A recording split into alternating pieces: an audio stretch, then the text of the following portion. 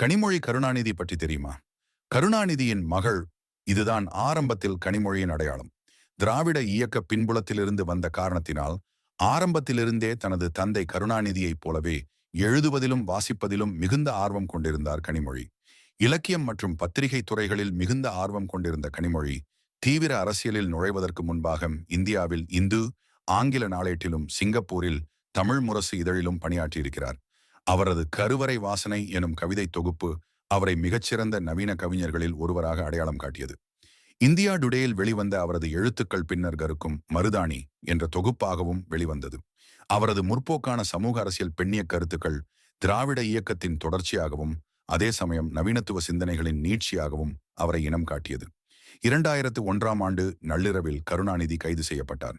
அப்போது சென்னை சென்ட்ரல் அருகே இருந்த மத்திய சிறைச்சாலை வாசலில் தர்ணா போராட்டத்தில் கருணாநிதி ஈடுபட்ட போது அவ்வளவு எளிதில் தமிழ் மக்களால் மறக்க முடியாது.